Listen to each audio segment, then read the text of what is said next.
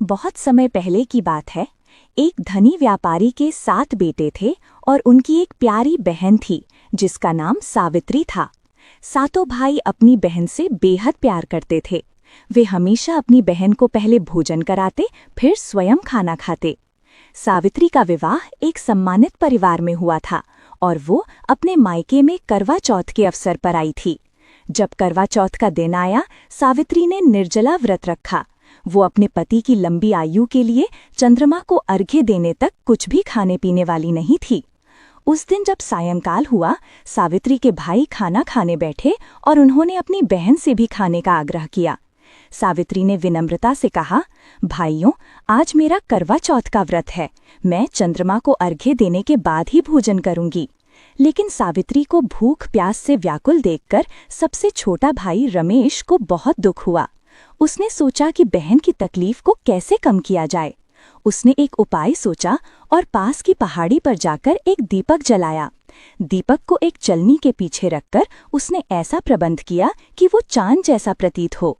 फिर वो वापस आया और सावित्री से बोला, बहन देखो, चांद निकल आया है। अब तुम अर्घ्य देकर भोजन कर लो। सावित्री, जो भोली और सीधी साधी थी, अपने भाई की बात पर विश्वास कर बैठी। वो अपनी भाभियों के पास गई और बोली, भाभी चलो, चांद निकल आया है, अर्घ्य देकर भोजन करते हैं।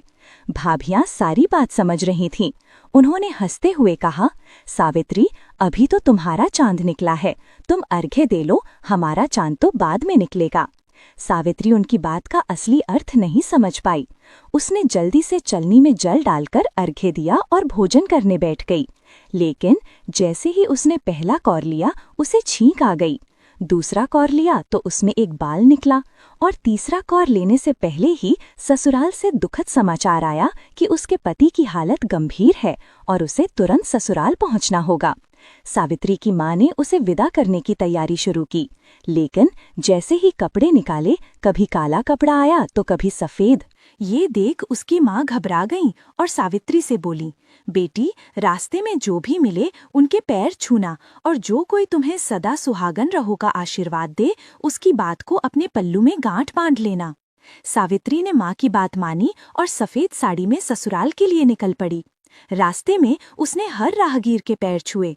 सभी ने उसे खुश रहो, सुखी रहो का आशीर्वाद दिया, लेकिन किसी ने सदा सुहागन रहो नहीं कहा।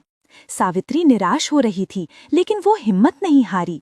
जब सावित्री अपने ससुराल पहुंची तो देखा कि आंगन में उसकी ननद राधा बैठी हुई थी।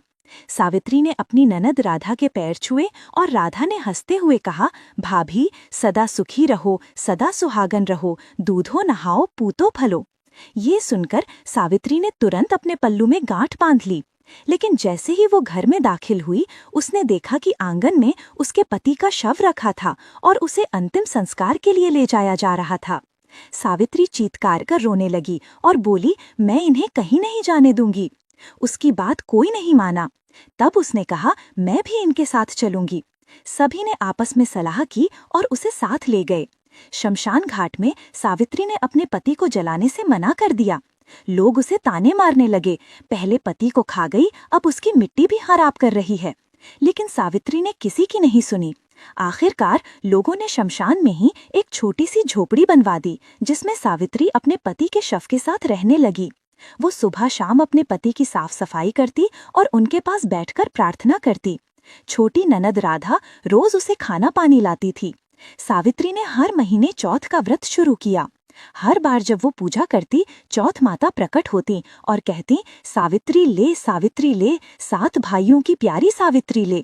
सावित्री उनसे अपने सुहाग की भीख मांगती, लेकिन चौथ माता कहती, तेरा सुहाग हमने नहीं, सबसे बड़ी चौथ माता ने लिया है, उनसे मांग। ऐसे ही 12 महीने बीत गए। जब अश्विन की चौथ आई, सावित्री ने फिर माता से प्रार्थना की। माता ने कहा, सावित्री, मैं तेरा सुहाग नहीं लौटा सकती। कार्तिक की सबसे बड़ी चौथ माता नाराज हैं।